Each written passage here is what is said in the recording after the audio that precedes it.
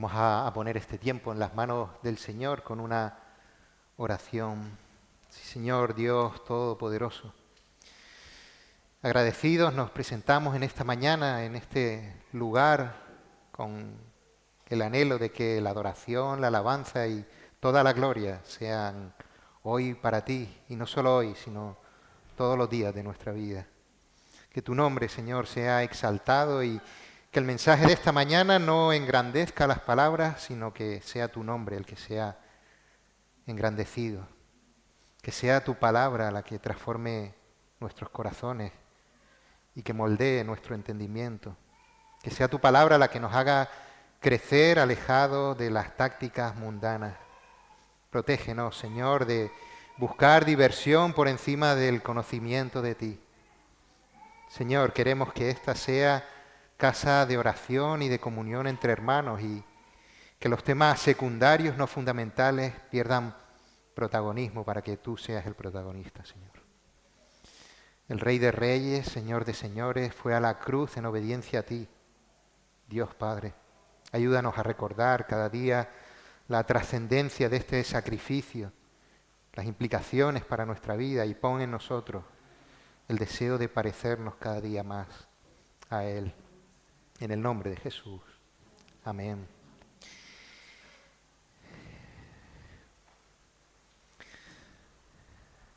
Probablemente no conozcan la historia de un hombre llamado George Stinney. Era un joven de 14 años que en 1944 fue arrestado en Carolina del Sur, en Estados Unidos, acusado injustamente del asesinato de 2 niñas blancas. George, que era negro, enfrentó un juicio rápido y sin pruebas concluyentes ni una defensa adecuada. El jurado tardó solo 10 minutos en revisar las pruebas y emitir un veredicto de culpabilidad.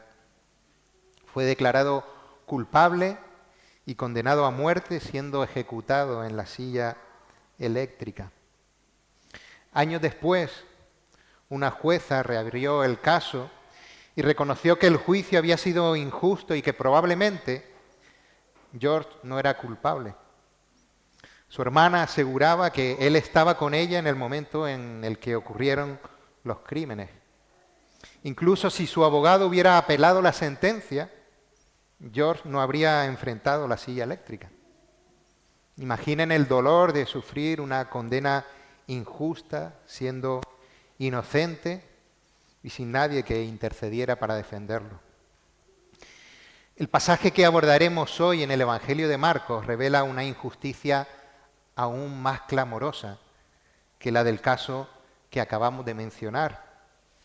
El juicio de Jesús es más impactante, pues él no solo era inocente, sino que también era perfecto y sin pecado. ¿Quién de nosotros no ha mentido alguna vez, aunque sea con una pequeña mentira para salir del paso? ¿Quién no ha sentido envidia de la vida de otros o se ha enojado o rebelado cuando las cosas no salen como uno esperaba? Solamente Jesús se mantuvo sin hacer ninguna de estas cosas. Tal como estaba escrito, Jesús fue sometido a juicio. Un juicio en el que él permaneció en silencio ante las falsas acusaciones, consciente de que su condena tenía un propósito eterno, nuestra salvación y la gloria del Padre.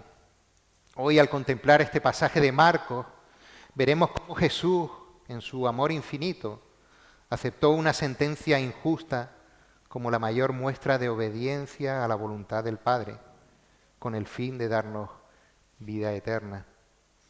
Acompáñenme en la lectura de este texto que se encuentra en el Evangelio de Marcos, el capítulo 14, los versículos del 53 al 65. Evangelio de Marcos, el capítulo 14, los versículos del 53 al 65. Y aquellos que se puedan poner de pie, pues vamos a tener esta lectura.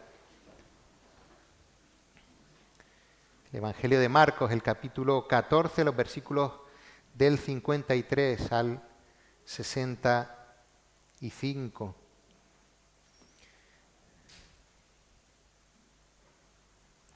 Y dice así la lectura. Trajeron pues a Jesús al sumo sacerdote y se reunieron todos los principales sacerdotes y los ancianos y los escribas. Y Pedro le siguió de lejos hasta dentro del patio del sumo sacerdote y estaba sentado con los alguaciles, calentándose al fuego. Y los principales sacerdotes y todo el concilio buscaban testimonio contra Jesús para entregarle a la muerte, pero no lo hallaban. Porque muchos decían falso testimonio contra él, mas sus testimonios no concordaban. Entonces, levantándose unos, dieron falso testimonio contra él, diciendo: nosotros le hemos oído decir, yo derribaré este templo hecho a mano, y en 3 días edificaré otro hecho sin mano. Pero ni aun así concordaban en el testimonio. Entonces el sumo sacerdote, levantándose en medio, preguntó a Jesús diciendo: ¿no respondes nada? ¿Qué testifican estos contra ti? Mas él callaba y nada respondía. El sumo sacerdote le volvió a preguntar y le dijo: ¿eres tú el Cristo, el Hijo del Bendito? Y Jesús le dijo: yo soy. Y veréis al Hijo del Hombre sentado a la diestra del poder de Dios y viniendo en las nubes del cielo. Entonces el sumo sacerdote, rasgando su vestidura, dijo: ¿qué más necesidad tenemos de testigos? Habéis oído la blasfemia. ¿Qué os parece? Y todos ellos le condenaron, declarándole ser digno de muerte. Y algunos comenzaron a escupirle y a cubrirle el rostro y a darle de puñetazos y a decirle: profetiza. Y los alguaciles le daban de bofetadas. Hasta aquí la lectura, nos podemos sentar.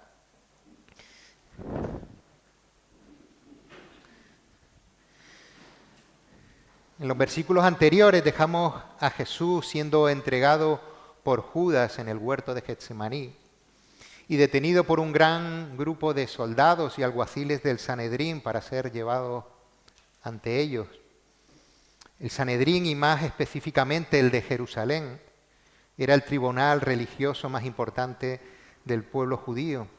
Estaba compuesto por el sumo sacerdote del templo, que en ese tiempo era Caifás, y estaba fuertemente influenciado por el anterior sumo sacerdote, Anás, junto con escribas, fariseos, saduceos y otros sacerdotes del templo. Durante la detención de Jesús se vivieron momentos tensos. Recordemos cómo Pedro intentó defenderlo usando una espada, pero Jesús detuvo esa reacción. En ese momento todos los discípulos presentes huyeron ante los hechos, dejando a Jesús solo en su arresto. Este evento dejó a los discípulos sumidos en una gran desazón al ver cómo se desmoronaban las expectativas que tenían en el Mesías. Aquellos que momentos antes habían afirmado que lo acompañarían hasta el final, se habían escondido, presos del miedo y presintiendo un final inesperado. Sin embargo, Jesús ya les había advertido de lo que estaba por venir, como podemos ver en pasajes anteriores, Marcos 8:31, Marcos 9:31 o Marcos 10, del 33 al 34. Y como le decía Jesús a sus discípulos: he aquí, subimos a Jerusalén y el Hijo del Hombre será entregado a los principales sacerdotes y a los escribas y le condenarán a muerte y le entregarán a los gentiles y le escarnecerán, le azotarán y escupirán en él y le matarán, mas al tercer día resucitará. Aún así, para los discípulos era inconcebible que el Mesías, el enviado de Dios para salvar al pueblo, aquel que tenía la autoridad sobre el viento y el mar, que mandaba sobre los espíritus inmundos y que con una sola palabra había derribado a quienes intentaban arrestarlo, se dejara capturar sin oponer resistencia. Aquel que había resucitado a un muerto que llevaba ya 4 días en la tumba, si lo recuerdan, ahora estaba siendo detenido y sorprendentemente él no hacía nada. Los apóstoles debieron preguntarse si todo terminaba ahí. De esta manera, como si fuera un bandolero o un terrorista, Jesús de Nazaret fue llevado ante el tribunal religioso de Jerusalén y sometido a un juicio completamente injusto que violaba incluso las leyes del propio sistema legal judío. Sin embargo, en este proceso Jesús se revelaría como el Cristo, el Mesías, el Hijo de Dios. En él se cumpliría la perfecta justicia de Dios, una justicia que supera a la justicia humana, una justicia humana que está esclavizada por los corazones pecaminosos del ser humano. Aunque no debemos quedarnos solo en la injusticia histórica de este suceso. Si lo hiciéramos, nos quedaríamos en la superficie, aplicando solo una visión humana a un acontecimiento que estaba cumpliendo los planes de Dios Padre, dentro del plan de salvación que Él había diseñado y que Jesús estaba ejecutando paso a paso y con total obediencia. Por tanto, vamos a recorrer los acontecimientos de este pasaje, comenzando primero por los falsos testigos, versículos del 53 al 56. Trajeron pues a Jesús al sumo sacerdote y se reunieron todos los principales sacerdotes y los ancianos y los escribas. Y Pedro le siguió de lejos hasta dentro del patio del sumo sacerdote y estaba sentado con los alguaciles, calentándose al fuego. Y los principales sacerdotes y todo el concilio buscaban testimonio contra Jesús para entregarle la muerte, pero no lo hallaban. Porque muchos decían falso testimonio contra él, mas sus testimonios no concordaban. Por fin el Sanedrín había logrado lo que tanto deseaba. Jesús estaba compareciendo delante de ellos. Se cumplía el deseo que ya nos revelaba el versículo 1 de este capítulo 14. 2 días después era la Pascua, dice este versículo, y la fiesta de los panes sin levadura, y buscaban los principales sacerdotes y los escribas cómo prenderle por engaño y matarle. Aunque inicialmente no querían hacerlo en la fiesta de Pascua, para no alborotar al pueblo, sus planes no se cumplieron, sin darse cuenta de que el plan que realmente se estaba desarrollando era el plan de salvación de Dios. El Sanedrín era el organismo legislativo y judicial del pueblo judío, fundado sobre los principios fundamentales de la ley. Sin embargo, con el tiempo este consejo se había vuelto bastante corrupto.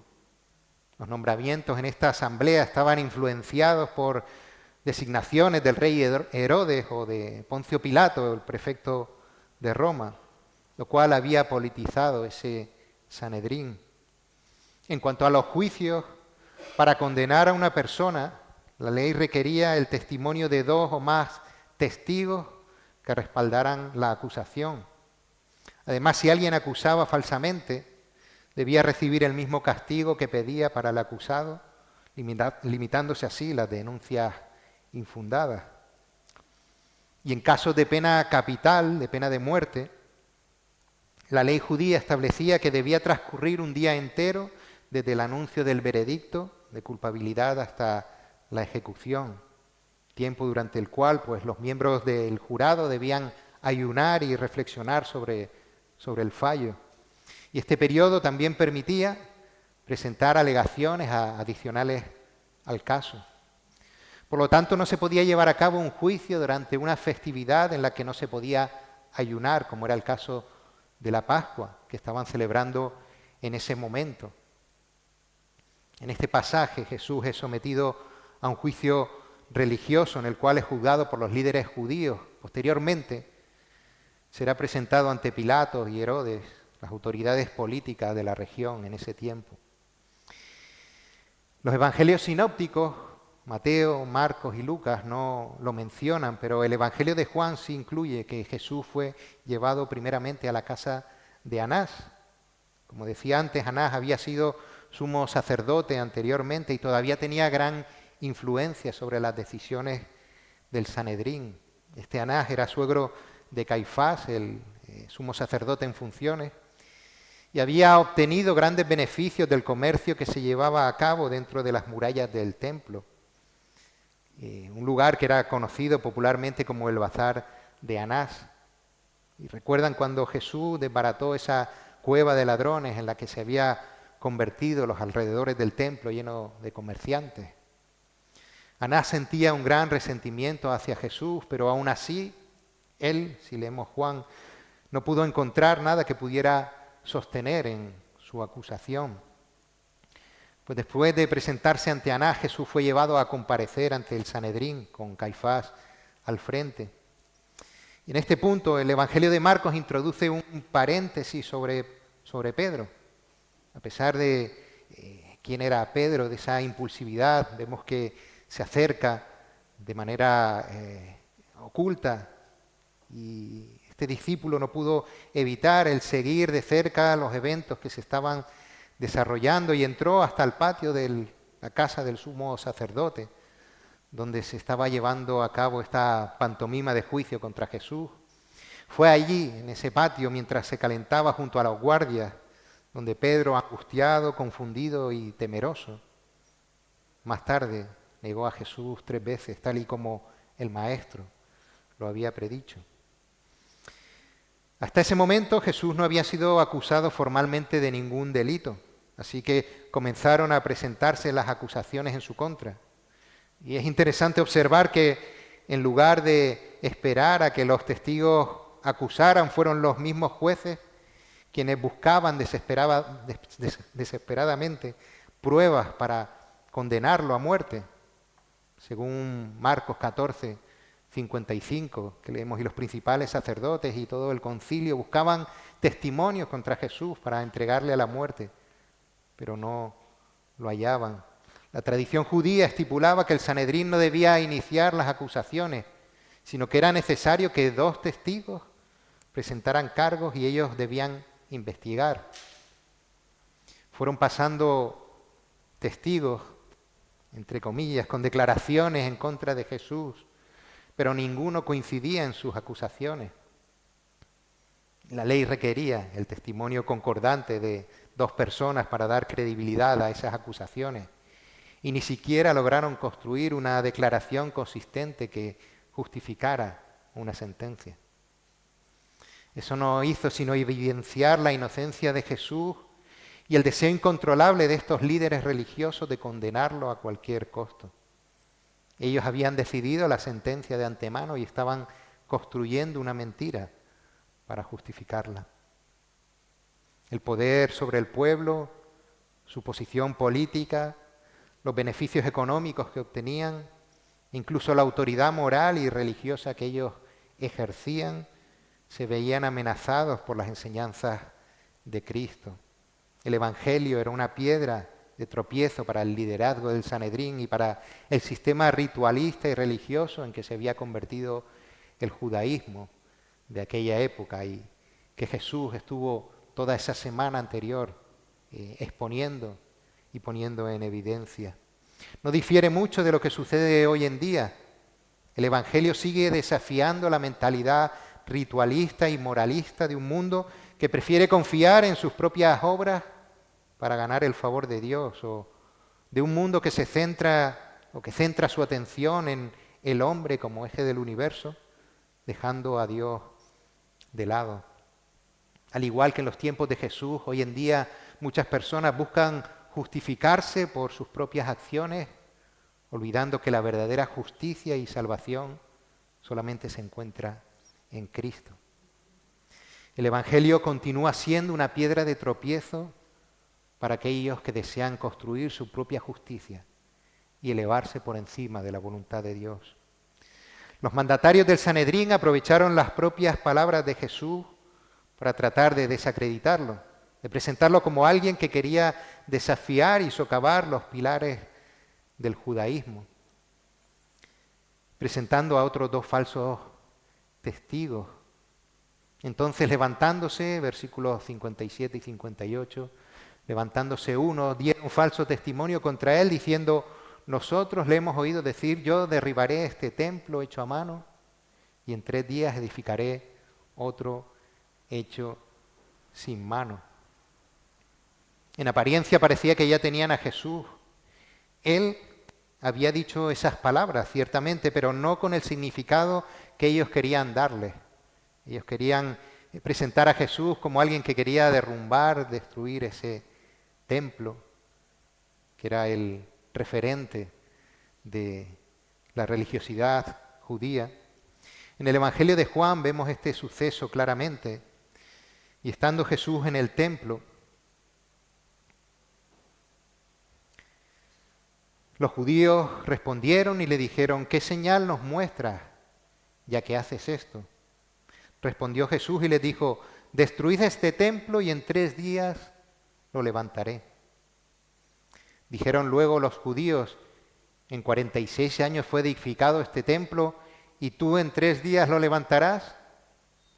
Mas él hablaba del templo de su cuerpo.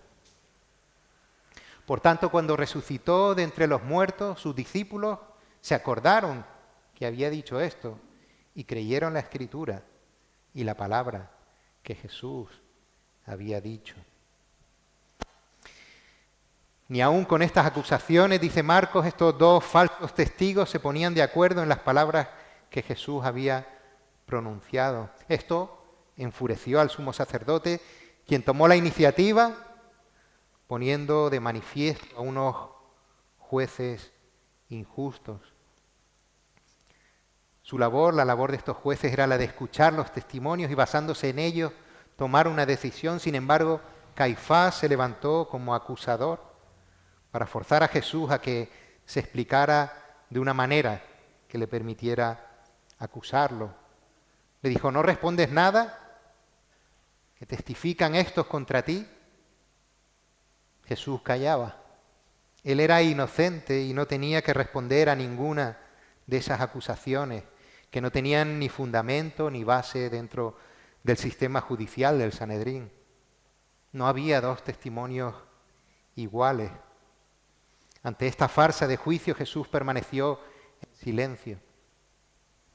En cada paso que damos en este capítulo 14 no podemos evitar evocar el pasaje de Isaías 53, en el cual en su versículo 7 dice: angustiado él y afligido, no abrió su boca. Como cordero fue llevado al matadero y como oveja delante de sus trasquiladores, enmudeció y no abrió su boca.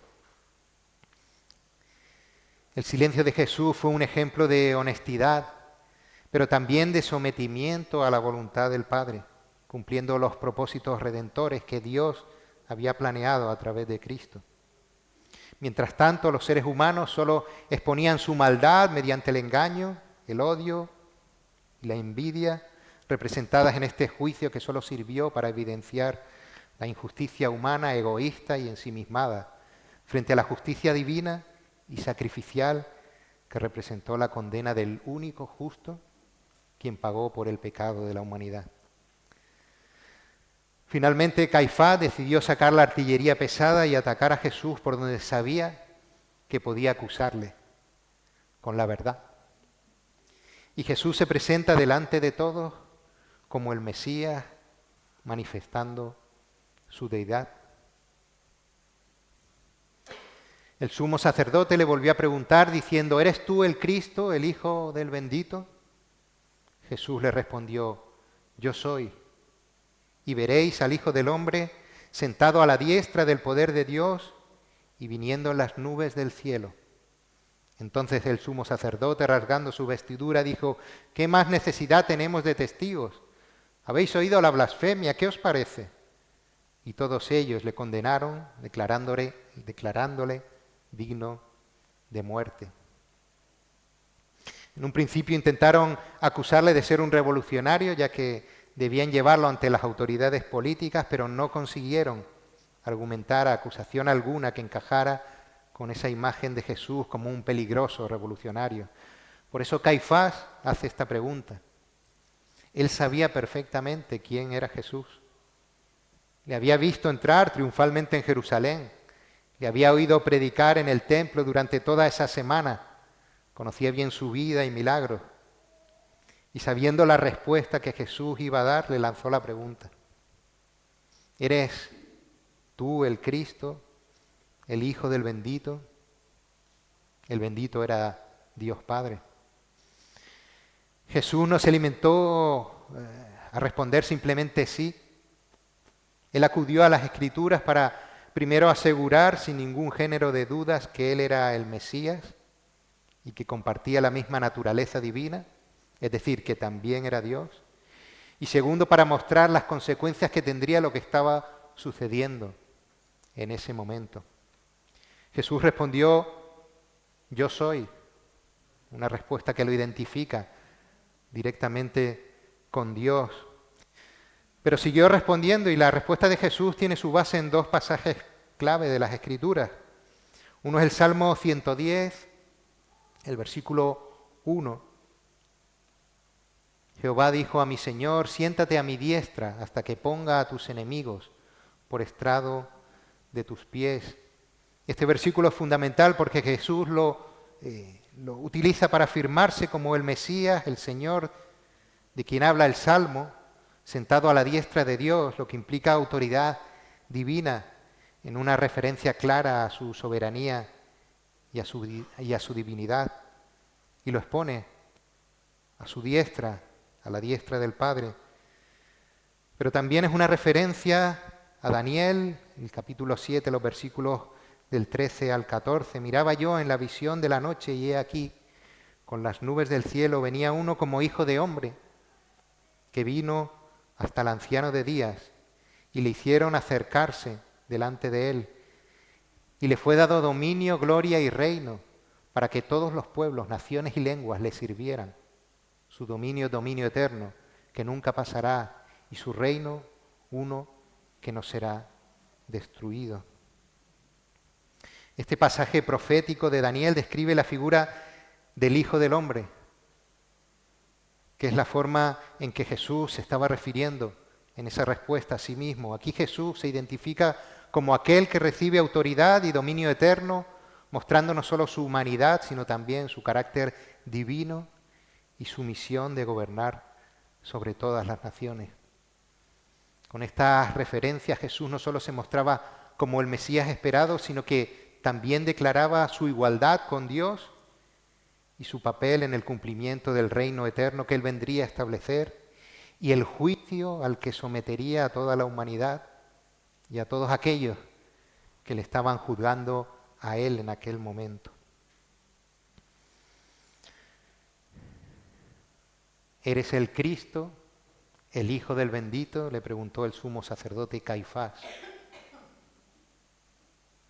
Jesús respondió diciendo, yo soy, y veréis al Hijo del Hombre sentado a la diestra del poder de Dios y viniendo en las nubes del cielo. El título Hijo del Hombre no solo designaba al Mesías, sino que también indicaba su naturaleza divina. Aunque el ser humano fue hecho a la imagen de Dios, no comparte la misma naturaleza que Él. Nosotros no somos Dios, nosotros no somos ni una parte de Dios, ni somos pequeños dioses, solamente Dios es Dios en las tres personas de la Trinidad, Padre, Hijo y Espíritu Santo. Para aquellos que insisten en que Jesús nunca dijo explícitamente que era Dios, su confesión ante el Sanedrín es la prueba irrefutable de que Él sí lo afirmó. Jesús les mostró que al juzgarlo a Él estaban juzgando al mismo Mesías, pero también estaban juzgando al juez divino. Aunque lo condenarían y matarían, Él resucitaría y se sentaría a la derecha de Dios, un lugar de autoridad total, la mano derecha de un rey, donde se toman decisiones de igual peso que las del propio rey. Sería Jesús quien llevaría a cabo el juicio, quien llevará a cabo el juicio. Y aunque ellos estaban llevando a cabo un juicio humano injusto, Jesús volvería para juzgar a toda la humanidad con justicia perfecta. En Juan 5:22 leemos, porque el Padre a nadie juzga, sino que todo el juicio dio al Hijo. Y esto nos recuerda que Jesús, al ser la figura divina a la que se le ha dado toda autoridad, también tiene el poder de juzgar a todos. Aquí nos surge la pregunta, ¿por qué Jesús no guardó silencio como lo había hecho antes? Sabemos que Jesús estaba completamente preparado para morir, que el plan de salvación de Dios se estaba cumpliendo de acuerdo a su voluntad y no a la voluntad de los hombres. Al hablar con claridad sobre su identidad divina, Jesús estaba revelando la verdad que él ya había anticipado. La reacción del Sanedrín, en lugar de refutarla, esa exposición confirmaba su declaración. Al rasgarse las vestiduras, o el rasgarse las vestiduras por parte de Caifás era un símbolo de gran indignación y tristeza, un gesto de duelo y rechazo. En ese momento los líderes del Sanedrín estaban expresando su rechazo a lo que consideraban una blasfemia, pero en realidad a quien estaban rechazando era a Dios mismo. El gesto de Caifás, más que un gesto de indignación al rasgarse las vestiduras, era un gesto de liberación, pues por fin tenía la excusa para acusar a Jesús formalmente. Lo que ellos llamaban blasfemia, en realidad era una afirmación de la divinidad de Jesús, un reconocimiento implícito de que al afirmar ser el Hijo de Dios, Jesús se estaba declarando como uno con el Padre, algo que ningún otro ser humano había hecho con tal claridad. En este juicio, el tribunal, representando la justicia humana, no solo condenaba a Jesús a muerte, estaba rechazando al Dios mismo que ellos decían adorar. Este acto de juicio representa el punto culminante de la rebelión humana contra Dios. Es la realidad de la condición humana. Y aquellos que no conocen a Cristo y que por lo tanto no conocen verdaderamente a Dios, tienden a rechazar a Jesús cuando Él no cumple sus expectativas. Esta es una tendencia común. El ser humano en su naturaleza caída busca un Jesús a su medida, uno que se ajuste a sus propios deseos y necesidades. Es más fácil para muchos crearse un Jesús personalizado, aquel que les libra de las malas situaciones, el que satisface sus necesidades inmediatas, incluso aquellas que no necesitan, el que les otorga una paz temporal sin requerir ningún cambio real en sus corazones. Este Jesús, entre comillas, es aquel que muchos quieren ver como un simple proveedor de bienestar que les mantiene equilibrados y tranquilos, sin importarles un sometimiento genuino a su voluntad. Es un Jesús que sirve como ejemplo de obras de bondad, pero al que no están dispuestos a seguir en su camino de sacrificio y obediencia. Un Jesús que se convierte en un líder de ideas, pero que no desafía ni trastorna sus cómodas vidas ni sus sistemas de creencias preconcebidos. Es triste y preocupante como muchos intentan domesticar a Cristo transformándolo en una versión que les favorezca, un Jesús que refuerce sus propios predicamentos y no un Salvador que transforme sus corazones y los conduzca a la cruz. Pero el verdadero Jesús no es el que el ser humano quiere crear en su mente. El verdadero Jesús es aquel que se está revelando en las Escrituras, aquel que confronta nuestra rebelión, que llama al arrepentimiento y que exige una rendición completa, no solo en lo que podemos recibir, sino también en lo que debemos dar. Así como en el juicio ante el Sanedrín, los líderes religiosos no reconocieron la verdadera identidad de Jesús, porque Él no se ajustaba a sus expectativas, hoy también muchos rechazan al Cristo bíblico, porque no encaja con la imagen que desean de Él. Buscan eso, un Mesías que no desafíe el control sobre sus propias vidas. Pero el Cristo de las Escrituras es mucho más que un simple servidor de deseos humanos. Es el Señor soberano, el juez justo, el único camino, la única verdad y la única vida. Otro aspecto que puede confundirnos al leer este pasaje es verlo únicamente con los ojos humanos, como decíamos antes, limitándonos a lamentar la injusticia que Jesús estaba experimentando en ese juicio. Es fácil caer en la superficialidad de pensar en la injusticia de la situación, en cómo el hombre justo está siendo condenado de manera tan vil. Sin embargo, debemos reconocer que la justicia divina se estaba cumpliendo en ese momento de una manera que desde una perspectiva humana resulta incomprensible.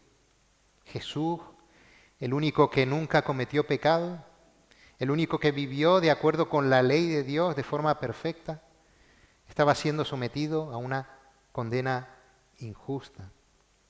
En su vida nunca hubo falta, nunca hubo rebelión, nunca hubo transgresión. Él era el Cordero sin mancha, el único que no merecía la muerte, y sin embargo fue Él quien se ofreció voluntariamente como el sacrificio perfecto por los pecados de toda la humanidad. En ese juicio, la condena que recaía sobre Él no era un fallo de un tribunal humano que no entendía la situación, sino que era parte del plan eterno de Dios para salvar a su pueblo. La gran ironía y la profundidad de este pasaje radica en que Jesús, al ser condenado por los hombres injustos, estaba cumpliendo con la justicia de Dios. La perfecta justicia de Dios que exige el castigo del pecado. El pecado no podía quedar sin castigo. Se iba a satisfacer en la muerte de su Hijo. Jesús no estaba siendo víctima de un error judicial, sino que estaba tomando sobre sí la condena que los hombres merecen, que los hombres merecemos, para que a través de su sacrificio todos los que creen en Él puedan recibir perdón. Este no era solo un acto de injusticia humana, sino que era la mayor manifestación de la gracia divina, la obra que aseguraría la reconciliación entre Dios y el hombre. El Evangelio nos desafía a ver más allá de la apariencia de los eventos y a comprender que en ese juicio, en esa condena, en ese sufrimiento se estaba cumpliendo la justicia perfecta de Dios. Jesús no solo estaba siendo rechazado como Mesías por los líderes religiosos, sino que Él estaba abrazando la cruz para llevar el peso del mundo y cumplir con el plan redentor que había sido establecido desde antes de la fundación del mundo. La injusta sentencia. Los versículos del 63 al 64. Entonces el sumo sacerdote dijo: ¿qué más necesidad tenemos de testigos? ¿Habéis oído la blasfemia? ¿Qué os parece? Y todos ellos le condenaron, declarándole ser digno de muerte. Le habían pillado. ¿Qué más había que juzgar? Estaba claro para estos hombres que Jesús estaba blasfemando, según el prisma con el que ellos estaban observando el caso. Pero, ¿y si Jesús fuese el Mesías? ¿Y si Él había hecho que los ciegos viesen, que los cojos anduvieran, los leprosos quedasen limpios de su enfermedad, los sordos oyeran, los muertos volvieran a la vida y a los pobres se les anunciase el Evangelio? Habría sido el Mesías, no habría blasfemado y por tanto estaría siendo acusado injustamente. Ese fue el caso. En realidad los blasfemos habían sido los miembros del concilio. La decisión la tomaron de forma inmediata, culpable y sin reflexión. Generalmente en el Sanedrín los temas se presentaban a votación, votaban los miembros más jóvenes primero para no ser influenciados por los más mayores y luego se tomaba nota de la votación. En este caso, junto con el rasgado de vestiduras, no se tomaron el tiempo de votarlo. Se llegó a una unanimidad espontánea e irracional, no fuera que meditando y atendiendo a las pruebas pudieran llegar a ser justos. El veredicto: Jesús debía morir. No quedaba ahí la cosa. No contentos con la condena, se dedicaron a denigrar a Jesús. Y entendemos que este escarnio también era necesario para que Cristo, el más grande de todos, fuese humillado como el más bajo de los hombres.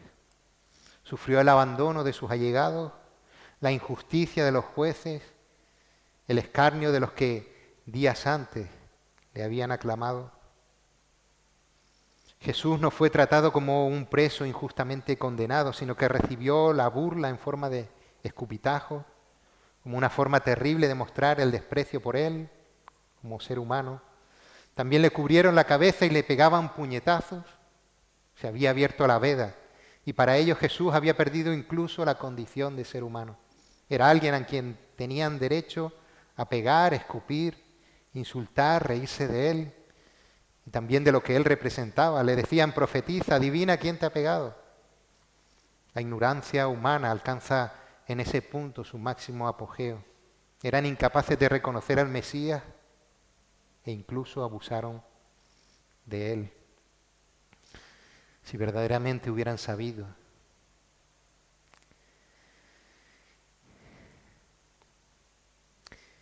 Ya lo dijimos antes, el Hijo del Hombre será entregado a los principales sacerdotes y a los escribas y le condenarán a muerte y le entregarán a los gentiles y le escarnecerán, le azotarán y escupirán en él y le matarán, mas al tercer día resucitará.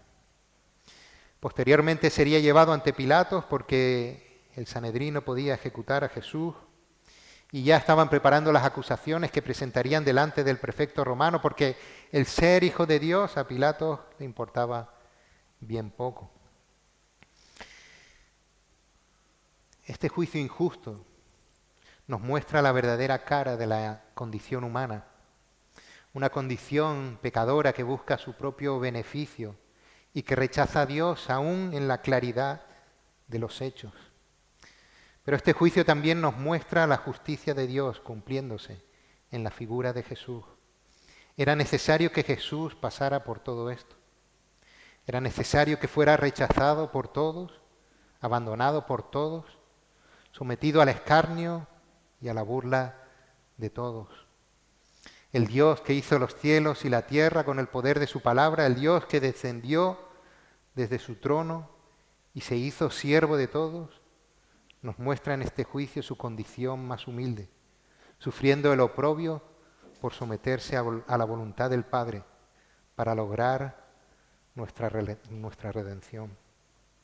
Un Dios que sabía que iba a morir en pocas horas, pero que sabía ciertamente que volvería para juzgar a la humanidad, cumpliendo también con la justicia divina. Se convierte, por tanto, Jesús en el único camino que tenemos al Padre, porque fue todo este camino que él anduvo, este juicio injusto, este sometimiento al poder político, esta sumisión al Padre y su definitiva muerte en la cruz como sacrificio perfecto, lo que hace que nosotros podamos ser salvos, si verdaderamente hemos creído que Él es el Cristo, el Hijo del bendito, quien vendrá en las nubes desde el cielo a la diestra de Dios. Y solamente en Él hay salvación. Y si confesares con tu boca que Jesús es el Señor, porque verdaderamente lo crees, y creyeres en tu corazón que Dios le levantó de los muertos, serás salvo. El juicio de Dios será completamente justo. Y si nos presentásemos delante de Dios en ese juicio con nuestras bondades, con nuestras buenas obras, con nuestras buenas intenciones, con nuestros logros, ¿quién de aquí no ha mentido nunca? ¿Quién no ha envidiado? ¿Quién no ha pensado alguna vez que hace las cosas mejor que los demás?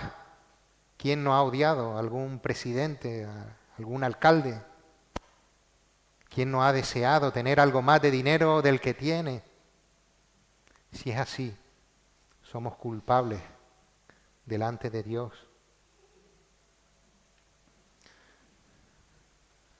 Pero tenemos abogado en Cristo, si hemos creído en Él.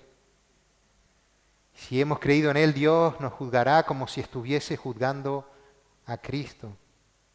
Cristo recibió todo el castigo que merecíamos y todo está pago. Cristo sí fue perfecto y no hizo nada de la lista que dije anteriormente. Solamente en Cristo hay salvación.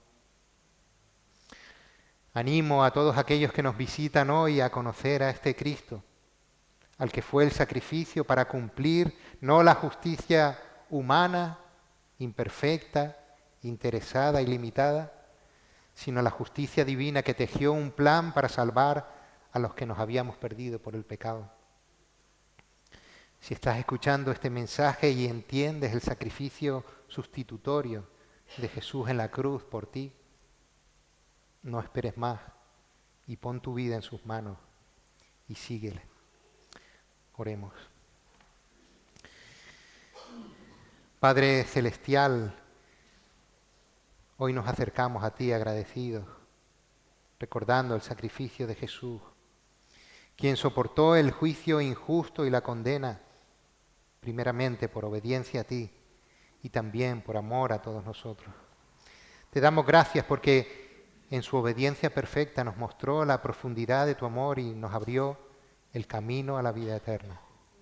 Señor, ayúdanos a comprender cada día más la magnitud de su entrega y a vivir con una gratitud que transforme nuestras acciones, palabras y pensamientos por la obra de tu Espíritu Santo en nosotros. Que el ejemplo de Cristo, quien se sometió a tu voluntad aún en medio del sufrimiento, sea una guía para nuestras vidas. Enséñanos, Padre, a ser humildes, a ser valientes en la verdad de tu palabra y a mostrar amor aún en medio de la adversidad. Haznos testigos fieles de tu bondad y de tu justicia en este mundo que tanto lo necesita, Señor.